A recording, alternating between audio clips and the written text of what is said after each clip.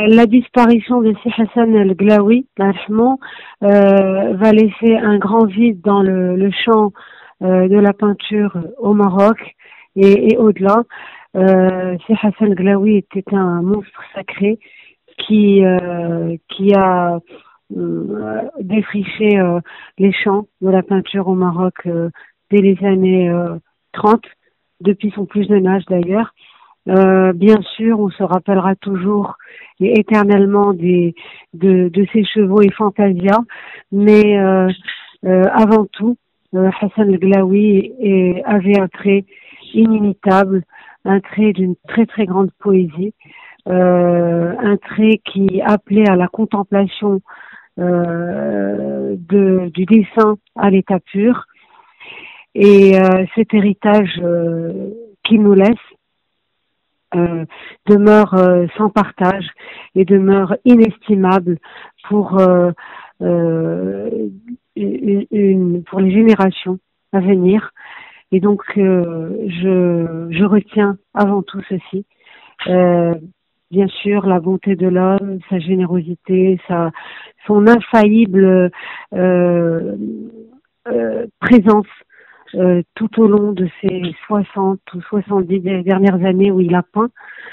Je suis très heureuse qu'en 2009, nous ayons pu lui consacrer une grande rétrospective au sein de notre espace d'art.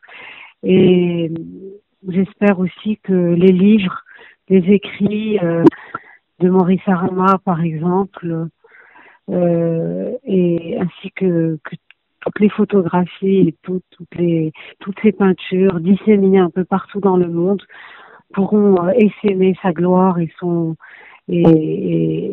la beauté de ses gestes. Glaoui, c'est un monument de la peinture marocaine. Ça, personne n'en discute. Il restera sa trace, son passage dans l'histoire, ça restera dans la mémoire des Marocains comme œuvre artistique, picturale, tenace, tenace dans son sujet et dans sa vision du monde que lui il a vécu, et donc il lègue aux Marocains une partie de leur histoire culturelle. Hassan Glaoui, c'était un grand peintre majeur. C'était mon aîné d'abord. Moi, je me rappelle très bien des années 59-58, quand j'étais encore enfant, à Marrakech. Je m'arrêtais devant leur palais, Stinia, à Bab Doukkala, qui est aujourd'hui musée des arts traditionnels, pour le faire un salut, pour le voir passer dans sa voiture Cooper, une petite voiture décapotable que j'admirais beaucoup, et juste pour dire bonjour au peintre.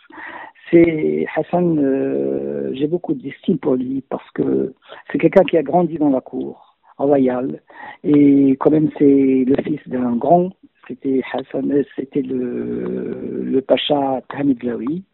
Et puis il a choisi un parcours d'artiste au lieu vraiment de s'affilier à des responsabilités politiques ou administratives ou n'importe, mais quand même c'est quelqu'un qui s'est sacrifié pour l'art. Il a déterminé sa vie comme artiste et il est mort comme artiste. Hassan, c'est parmi les peintres quand même qui ont pu quand même s'aventurer dans l'art contemporain. Il a donné à la peinture marocaine un autre aspect, un autre souffle. C'est que il a traité le cheval et à sa façon, un cheval stylisé, un cheval qui appartient rien qu'à Hassan Glaoui, qu'on voit nulle part chez d'autres, soit en Europe, en Occident, soit en Orient. De toute façon, Hassan, c'était le peintre de cheval par excellence.